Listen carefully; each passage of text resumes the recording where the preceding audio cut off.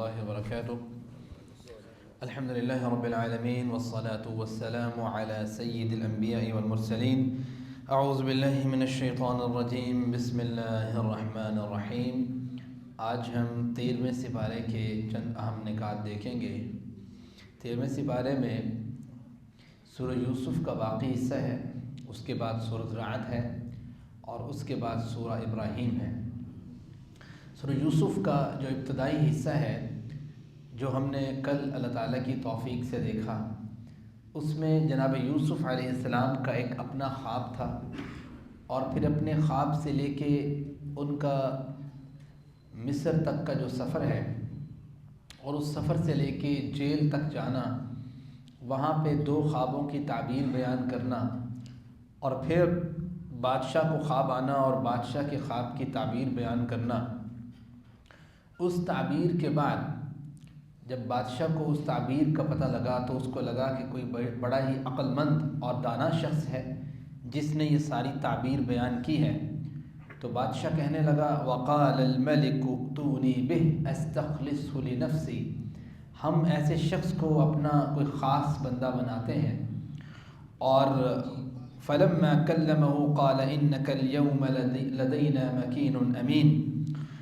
پھر جناب یوسف علیہ السلام نے کہا قال اجعلنی علی خزائن الارض. آپ ایسے کیجئے جو خزانہ ہے، فائنانس منسٹر کہہ لیں آپ اسے، وہ آپ مجھے بنا دیجئے. کیوں بنا دیجئے؟ میرے پاس 2 اہم دلیلیں ہیں. انی حفیظ علیم. میں حفیظ بھی ہوں اور علیم بھی ہوں. حفیظ کا مطلب یہ ہے حفاظت کرنے والا، امانت دار. جو بدنیت شخص ہوتا ہے، کرپٹ شخص ہوتا ہے، میں وہ نہیں ہوں. یعنی میرے اندر صالحیت موجود ہے. اور علیم کا مطلب یہ ہے میرے اندر صلاحیت بھی موجود ہے. تو یہ 2 چیزیں پری ریکویزٹس ہیں کسی کام کو کرنے کے لیے. یعنی انسان خود بھی ٹھیک ہو، اس کا کردار بھی ٹھیک ہو. اور کردار ٹھیک ہونا ہی کافی نہیں ہے، بلکہ جس چیز کی وہ رسپانسبلٹی لے رہا ہے اس ذمہ داری کو صحیح طریقے سے انجام تک پہنچانے کے لیے اس کے پاس صلاحیت بھی موجود ہو، ایکسپیرینس موجود، وہ کام کرنا جانتا ہو، تب وہ کام کامیاب ہوگا. تو جناب یوسف علیہ السلام نے خود ہی یہ بات کہہ دی کہ میں ان دونوں چیزوں کا ماہر ہوں. تو آپ مجھے یہ والی ڈیوٹی دے سکتے ہو. جب قید شروع ہوا تو جناب یوسف کے بھائیوں کے 4 چکر لگے. کسی بھی چیز کو بیان کرنے کا طریقہ یہ ہوتا ہے کہ آپ کوئی ریفرنس بنا لیں، پھر اس کی بیس کے اوپر چیزیں ڈیوائیڈ کر لیں. جیسے ہم نے کل 4 خواب ریفرنس بنائے، تو 4 خواب ایک سنا، پھر ایک سے لے کے دوسرے تک کا سفر آسان ہو گیا. پھر دوسرا دیکھ لیا، پھر تیسرا دیکھ لیا، پھر چوتھا دیکھ لیا. آج آپ ایسے سمجھ لیں کہ سورہ یوسف کے باقی حصے کو سمجھنے کے لیے ہم 4 جو ہیں ریفرنس بناتے ہیں جو بھائیوں کے 4 دفعہ چکر لگے ہیں. جب پہلی دفعہ ہوا، قید سالی کا معاملہ ہوا، قحط ظاہری بات ہے آس پاس بھی ہوا، تو جناب یوسف علیہ السلام کی جو تدبیر تھی 7 سال تک سٹوریج کی، وہ بڑی کامیاب رہی. انہوں نے سٹور کیا ہوا تھا غلہ. آس پاس کے لوگوں کو پتہ لگا، مصر میں تھے جناب یوسف، پیلسٹائن فلسطین میں موجود تھے باقی لوگ، ان کو پتہ لگا یہاں موجود ہے غلہ. وہ لینے کے لیے وہاں پہ آئے. پہلا چکر بھائیوں کا لگا. قرآن کہتا ہے آیت نمبر 58 سے 63 کے درمیان اس کا تذکرہ ہے. قرآن کہتا ہے وَجَاءَ إِخْوَةُ يُوسُفَ فَدَخَلُوا عَلَيْهِ فَعَرَفَهُمْ وَهُمْ لَهُ مُنْكِرُونَ. جناب یوسف نے ان کو پہچان لیا، لیکن انہوں نے جناب یوسف کو نہیں پہچانا. وَلَمَّا جَهَزَهُمْ بِجَهَازِهِمْ قَالَ ائْتُونِي بِأَخٍ لَكُمْ. لمبا تذکرہ ہے. ہوا یہ کہ جناب یوسف علیہ السلام نے ان کو غلہ بھی دیا اور کہا کہ یار کوئی پیچھے تو نہیں چھوڑ کے آئے بندہ. انہوں نے کہا چھوڑ کے آئے ہیں، ہمارا ایک بھائی ہے. انہوں نے کہا تم آئندہ بعد اگر اس کو نہ لے کے آئے، تم اس کو محروم رکھنا چاہتے ہو، اس کو تم اگر نہ لے کے آئے تو غلہ شلہ تمہیں نہیں ملے گا. تو انہوں نے کہا دیکھیں ان کے باپ سے، یعنی یہ نہیں کہہ رہے ہمارے باپ سے، کہہ رہے ہیں ان کے باپ سے. بھائی تمہارا الگ ہے، اپن دادا کہنا. انہوں نے جو الفاظ استعمال کیے، قرآن کہتا ہے کہ انہوں نے کہا قالوا سنراود عنہ اباہ. ان کے باپ سے ہم گزارش کریں گے کہ وہ ہمارے ساتھ بھیج دے اس کو. تو وہ پہلی دفعہ جب جانے لگے تو ان کے جو انہوں نے جو پیسے دیے تھے، مال دیا تھا، وہ بھی جناب یوسف نے لوٹا دیا کہ ذرا جلدی چکر لگائیں گے. ایک ان کو وہ ہوگی اٹریکشن کہ بھائی پیسے واپس آ گئے نے، ہوں ساڑھے کو پیسے جوڑنے کی لوڑ نہیں ہے، جدو جاواں گے پھر واپس دوبارہ اور مال خرید لے آواں گے، وہ نہیں پیسے چوں. تو وہ جناب یوسف نے اس مقصد کے لیے ان کے وہ جو اونٹ کے سامان تھے اس میں لوگ ان کو اشارہ کیا اپنے ماتحتوں کو کہ اندر رکھ دو سامان نا، اور پیسہ بھی ان کا واپس لوٹا دو تاکہ یہ جلدی لوٹ کے واپس آئیں۔ تو یہ ایک چکر ان کا ایسے گیا، جا کے انہوں نے والد کو بتایا کہ انہوں نے بھائی ہم سے غلہ روک دیا ہے، اگر ہم بنیامین کو نہ لے کر گئے تو ہمارے ساتھ یہ حال ہوگا۔ انہوں نے کہا اچھا، مشکل سے انہوں نے منایا، وہ مانے تو بنیامین کو لے کے وہ ساتھ اپنے آئے۔ تو یہ دوسرا چکر پھر ان کا لگا بھائیوں کا۔ دوسری مرتبہ جب آئے بنیامین کی معیت میں تو ہوا اس طرح کہ جب انہوں نے غلہ لے لیا، جناب یوسف علیہ السلام نے بنیامین کو الگ سے یہ انفارم کر دیا کہ بھائی میں تو آپ کا انی انا اخوک فلا تبتئس بما كانوا يعملون، میں تمہارا بھائی ہوں، ساری سٹوری سنا دی، اور گویا اس کو اعتماد میں لے لیا بنیامین کو۔ اور اعتماد میں لینے کے بعد ایک چال چلی، اور وہ چال یوں چلی کہ انہوں نے ان کے کوئی بادشاہ کا جو کچھ سامان ہے وہ اٹھا کے ان کے سامان میں جب یہ جانے لگے، فلما جہزهم بجہازهم جعل السقايا فی رحل اخیہ، کو پینے کا پیالہ سمجھ لیں آپ اسے، وہ اندر رکھوا دیا، کوئی بڑا قیمتی پیالہ تھا۔ تو جب یہ کام ہوا، جب یہ جانے لگے تو جناب یوسف کے ساتھ جو لوگ تھے انہوں نے اعلان کیا، انہوں نے کہا ایتھا العیر، اے اونٹوں کی جماعت، انکم لسارقون، تم بڑے چور قسم کے لوگ ہو۔ قالوا واقبلوا علیہم ماذا تفقدون، قالوا، انہوں نے کہا بھائی یہ کیسے ہو سکتا ہے، ہم تو بڑے باغ صاف بڑے اچھے لوگ ہیں، ہم تو چوری نہیں کرتے۔ انہوں نے کہا دیکھ لو، قالوا فما جزاؤ ان کنتم کاذبین، کیا بدلہ ہوگا اگر تم جھوٹ بول رہے ہوئے؟ تو انہوں نے کہا بدلہ یہ ہوگا کہ جس بندے کے وہ نکلے گا انہوں پھڑو، سانو کیوں پوچھتے ہو بھائی، جو قانون ہے تو اس کو آپ پکڑیں۔ انہوں نے کہا اچھا۔ تو جب وہ تلاشی کی تو دوسری سائڈ سے تلاشی شروع کی، پہلے ایک کی پھر دوسرے کی، تاکہ کسی کو شک نہ ہو کہ پہلے پکڑا ہی بنیامین گیا نا، تو پوری تدبیر تھی۔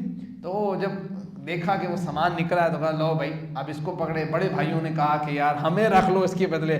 جناب یوسف نے کہا میں یہ بے ایمانی کیسے کر سکتا ہوں، یہ تو عدل کے خلاف کہ میں تمہیں رکھ لوں، چوری اس نے کی ہے، ہاتھ تمہارے کاٹ دوں، چوری اس نے، یہ نہیں کر سکتا میں۔ تدبیر پوری تھی ان کی۔ تو گویا انہوں نے اس طریقے سے جناب بنیامین کو اپنے پاس رکھا۔ تو بڑے بھائی نے خیر جانے سے انکار کیا کہ باپ کیا کہے گا، پہلے یوسف کے ساتھ ایسا ہوا، اب ان کے ساتھ ایسا ہو رہا ہے، دونوں بھائی ہیں، ہمارے لیے تو یہ مشکلات پیدا ہو گئی۔ تو انہوں نے بڑی کوشش کی کہ ہمیں رکھ لیں، لیکن جناب یوسف نے ایسا نہیں کیا۔ جب واپس گئے والد کے پاس تو والد نے کیا کہنا تھا، قال بل سولت لكم انفسكم امرا فصبر جمیل۔ یوسف کے معاملے میں بھی جناب جو ہے نا وہ یعقوب نے یہی بات کہی تھی، ٹھیک ہے، اسحاق نے، یعقوب نے، اور ان کی باری بھی جناب یعقوب نے یہی بات کی، فصبر جمیل واللہ المستعان علی ما تصفون، صبر کر سکتے ہیں ہم ایسے ماحول میں جس طرح کی تم باتیں بتا رہے ہو۔ تو گویا تیسرا چکر پھر دوبارہ لگا، والد پریشان تھے، سارا معاملہ تھا، بھائی دوبارہ اکٹھے ہو کے پہنچے کہ چلیں ہم بنیامین کو جو ہے وہاں سے رہا کروائیں، کوئی حل نکالیں۔ واپس آئے، بات چیت ہوئی، جناب یوسف نے پھر وہ ساری حقیقت کھول دی۔ انہوں نے بھی تھوڑا سا جب جناب یوسف نے بات کی تو اس طریقے سے کی تو ان کو لگا کہ کہیں یہ یوسف نہ ہو۔ تو انہوں نے کہا بھائی انت یوسف، کہیں تو یوسف تو نہیں ہے؟ ہاں کہا قال انا یوسف، میں تو یوسف ہوں۔ تو وہ بتا دیا انہوں نے کہ بھائی قالوا انک لانت یوسف قال انا یوسف وهذا اخی، یہ میرا بھائی ہے جو میں نے بنیامین پکڑا ہے، یہ میرا بھائی ہے۔ قد من اللہ علینا، اللہ نے ہمارے اوپر احسان کی۔ جیسے یہ بات سنی ایک دفعہ تو ان کے رونگٹے کھڑے ہوئے کہ لے بھائی ان بدلے دا ٹائم شروع ہو گیا ہے۔ تو فوراً سے جناب یوسف نے کہا لا تثریب علیکم اليوم یغفر اللہ لکم، میں کوئی بدلہ لینا نہیں چاہتا اپنے بھائیوں سے، آج میں نے تمہیں معاف کیا۔ یہ سیم جملے رسول اللہ صلی اللہ علیہ وسلم نے مکہ فتح ہوتے ہوئے یہی کہے تھے، لا تثریب علیکم اليوم یغفر اللہ لکم، میں تم سے بدلہ نہیں لیتا۔ حالانکہ کتنے بڑے بڑے لوگ ایسے موجود تھے جنہوں نے اتنے نقصانات دیے تھے، اتنے مسلمان جو ایگزسٹنگ مسلمان تھے انہوں نے ان کے ہاتھوں سے تکلیفیں برداشت کی تھی، لیکن ان کو چھوڑ دیا آپ نبی کریم صلی اللہ علیہ وسلم نے۔ تو یہی آیت تھی، یہ موٹیویشن تھی جو قرآن نے دی۔ پھر چوتھی مرتبہ جب یہ واپس گئے، پھر والد کے وہ قمیض دے کے بھیجا، وہ سب کو لے کے آئے، پھر ان لوگوں نے جو ہے وہ سجدے میں جب گرے تو قرآن کہتا ہے کہ ورفع ابویہ علی العرش وخروا له سجدا، اپنے باپ والدین کو تو انہوں نے اپنے تخت پہ بلا لیا، سب سجدے میں گرے تو اپنے والد سے کہنے لگے جناب یوسف کہ اے میرے والد، یہ ہے وہ خواب، ھذا تأویل رؤیایا من قبل، جو مجھے آیا تھا اتنے سال پہلے۔ اس کا مطلب یہ ہے کہ خواب ضروری نہیں ہے کہ تو آج آیا تو صبح تو کہتے ہیں یار شیخ میں خواب تے آیا جگہ لیکن پورا نہیں ہوا ہلے تک کی وجہ کی ہے میں لگ سمجھ نہیں آ رہی بھائی ضروری تھوڑا ہے تو خواب یہ تو نہیں آیا کہ کل ہونا پورا ٹھیک ہے رسول اللہ صلی اللہ علیہ وسلم کو خواب آیا عمرہ کر رہے ہیں تو آپ کا 1 سال بعد پورا ہو یہ 40 سال کم از کم یہ 40 سال ہوں گے ٹھیک ہے تو یہ اچھا خاصا جو ٹائم ہے اس کا مطلب یہ ہے کہ خواب کا مطلب یہ نہیں ہوتا کہ آپ کو سچا خواب آیا تو اگلے دن آپ انتظار میں بیٹھے ہوئے ہیں وہ اتنا پریشان ہے شام تک وہ پھر شیخ صاحب کو فون کیا السلام علیکم وعلیکم السلام شیخ مجھے خواب آیا ہاں جی کیا ہوا جی خواب آیا تو پورا نہیں ہو رہا ابھی تک تو بھائی ایسے پورا تھوڑی ہوتا ہے صبر کریں صبر جمیل تو یہ تذکرہ گویا اس کے اندر سورہ یوسف کے باقی حصے میں موجود ہے اور بتایا گیا رسول اللہ صلی اللہ علیہ وسلم سے اللہ کے رسول آپ ان کو کہیے قل هذه سبیلی ادعو الی اللہ میں اس توحید کے اس قرآن کے رستے کی طرف تمہیں بلاتا ہوں اور میں ایسے نہیں بلاتا کہ بغیر دلیل بغیر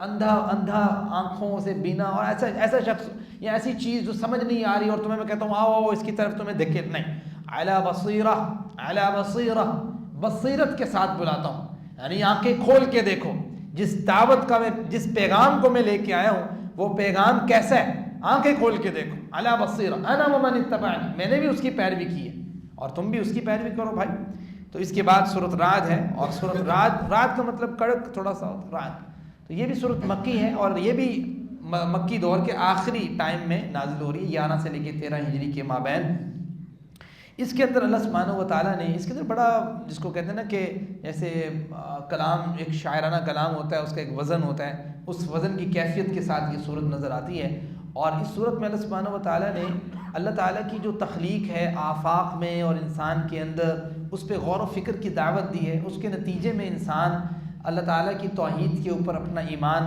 اور اللہ کی رسالت کے اوپر رسول اللہ علیہ وسلم کی رسالت کے اوپر اور آخرت کے اوپر ایمان کے ریشنل جو دلائل ہو سکتے ہیں عقلی دلائل وہ ایک لحاظ سے فراہم کیے اور بار بار توجہ دلائی ہے کہ اس پہ عقل مند لوگوں کے لیے نشانیاں ہیں چند ایک باتیں ہم سمجھ لیتے ہیں جیسے اگر آپ آفاق اور انفس کی اس کی آیات پر غور کریں تو قرآن کہتا ہے آیت نمبر 2 3 4 اللہ الذی رفع السماوات بغیر عمد اللہ سبحانہ و تعالیٰ نے آسمانوں کو بغیر پلروں کے بنایا کیا تم نے غور کیا سخر الشمس والقمر اللہ تعالیٰ نے سورج اور چاند بنائے کیا تم نے غور کیا ہر ایک اپنے اپنے مقام پہ چلتا ہے کیا تم نے غور کیا یدبر الامر اللہ کا حکم کیسے ایک تدبیر ایک پیٹرن پہ چلتا ہے کیا تم نے غور کیا اس میں نشانیاں ہیں ان لوگوں کے لیے جو یقین رکھتے ہیں پھر کہا ہم نے زمین کو بچھا دیے ہے کیا تم نے غور کیا کیسے بچھایا وجعل فیہا رواسی ہم نے اس پہ پہاڑ بنائے کیا تم نے غور کیا وانہارا اس میں نہریں چلائی کیا تم نے غور کیا اس میں ہر قسم کے پھل اللہ تعالیٰ نے دیے کیا تم نے غور کیا اللہ تعالیٰ نے لیل و نہار دن اور رات کا ایک نظام بنایا کیسے تمہارے لیے مفید ہے تم نے غور کیا اس میں لآیات لقوم یتفکرون فکر کرنے والی غور و فکر کرنے والی قوم کے لیے نشانیاں ہیں قرآن کہتا ہے وفی الارض قطع متجاوزات وجنات من اعناب ہر قسم کے اللہ تعالیٰ نے پھل عجیب و غریب پھل ہیں آپ دیکھیں ہر پھل کا ذائقہ الگ رنگ الگ پیداواری الگ اور پروڈکشن ہر چیز آپ نظر آتا اور لیکن آپ دیکھیں اس پہ پانی ایک جیسا ہے سمجھتے ہیں قدرت ایک جیسی ہے نظام ایک جیسا ہے سورج اسی طرح کی ہوا اس طرح کی لیکن اللہ تعالیٰ اس پہ مٹھاس کھٹاس اس طرح کے ہر قسم کے ذائقے الگ الگ پیدا کرتا ہے یہ کیا تم نے غور کیا یہ بے فائدہ چیزیں ہیں اس میں عقل مند لوگوں کے لیے عقل کرنے والے لوگوں کے لیے نشانیاں ہیں کیا تم نے غور کیا جو تمہارے اوپر بادل برستے ہیں ان بادلوں کی کڑک جس سے تمہیں خوف اور طمع محسوس ہوتی ہے اس پہ غور کرو یہ بھی نشانیاں ہیں کیا تم نے اس بات پہ بھی غور کیا کہ اللہ سبحانہ و تعالیٰ نے باقی جو تمام مخلوقات پیدا کی ہے ان تمام مخلوقات میں تمہارے لیے نشانیاں ہیں یہ آٹومیٹکلی انسان کو اللہ سبحانہ و تعالیٰ کے ساتھ کنیکٹ کرتی ہیں پھر یہ بات کی اللہ تعالیٰ نے کہ حق اور باطل کی مثال تو اللہ تعالیٰ کے لیے ایسے ہے کہ جیسے کبھی تیز بارش برسے انزل من السماء ماء فسالت اودیۃ کہ آپ دیکھتے ہیں کہ تیز بارش برستی ہے اور اس کے ذریعے پانی سپیڈ سے بہتا ہے اس سپیڈ سے بہنے کی وجہ سے اوپر جھاگ سی آ جاتی ہے انسان یہ سمجھتا ہے کہ پتہ نہیں جھاگ اصل ہے حالانکہ اصل جھاگ نہیں ہوتی اصل پانی ہوتا ہے سیم اس طریقے سے جب آپ کبھی سونے کو بنائیں تو سونے کے اوپر تھوڑی سی جھاگ آئے تو نظر جھاگ آتی ہے زیادہ لیکن سونا نیچے ہوتا ہے اصل چیز کیا ہے وہ نیچے ہے آپ بسا اوقات کفر کے جو معاملات ہیں اس کو دیکھ کے انسان کو ہوتی ہے کہ یار یہ بڑی بارونق سی چیز لگتی ہے لیکن وہ نقصان دہ ہوتی ہے انسان کے لیے اللہ تعالیٰ نے اس طریقے سے مثال بیان کی کذالک یضرب اللہ الحق والباطل. ایک دوسری مثال بیان کی کہ جب ان ساری نشانیوں پہ انسان غور کرتا ہے تو اللہ کی ذات کے ساتھ کنیکٹ ہونا چاہیے.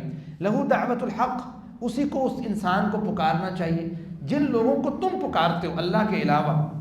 والذین یدعون من دون لا یستجیبون لهم بشیء، وہ آپ کا جواب نہیں دے سکتے. یہ ایسے ہی ہے کہ الا کباسط کفیہ الی الماء لیبلغ فاہ وما هو ببالغ.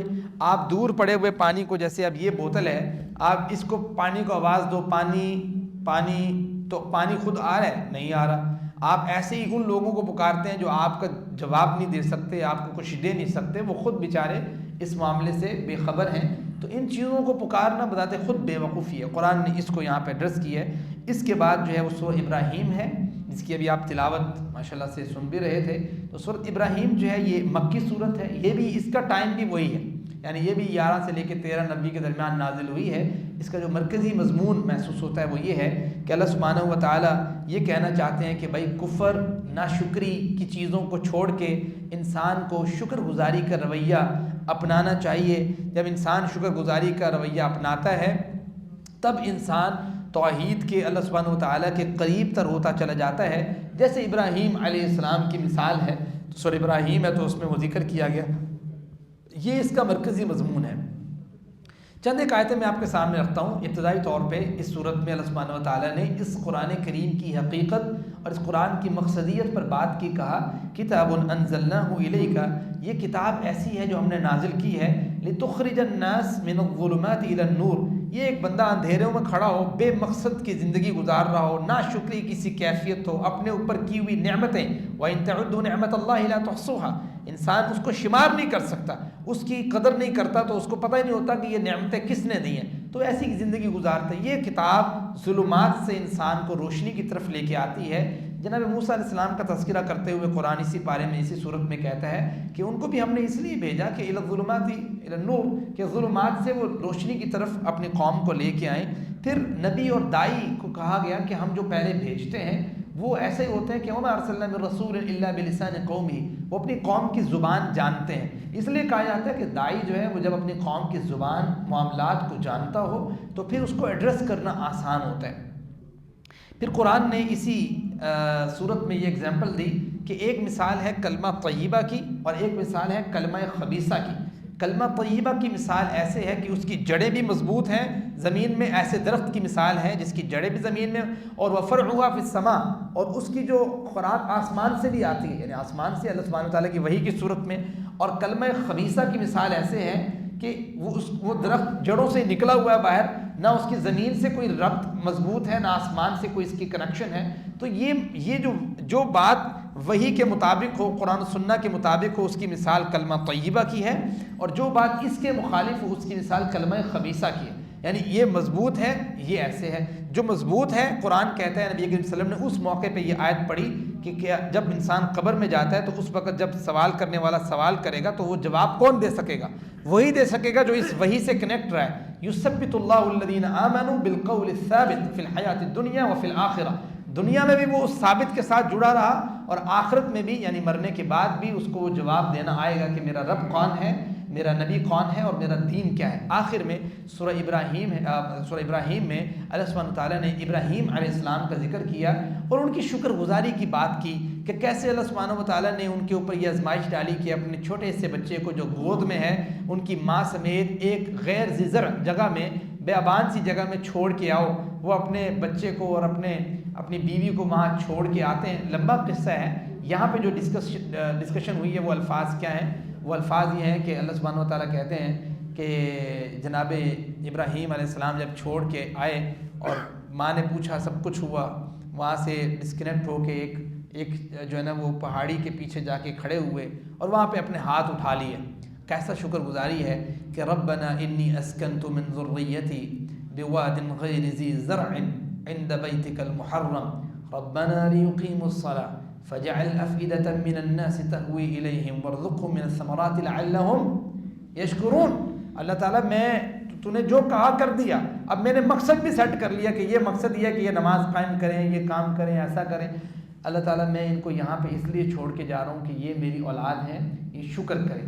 اور میں خود بھی شکر کرتا ہوں، الحمدللہ الذی وہب لی على الكبر إسماعيل وإسحاق إن ربي لسميع الدعاء رب اجعلني مقيم الصلاة ومن ذريتي ربنا وتقبل دعاء ربنا اغفر لي ولوالدي وللمؤمنين يوم يقوم الحساب وما علينا إلا البلاغ.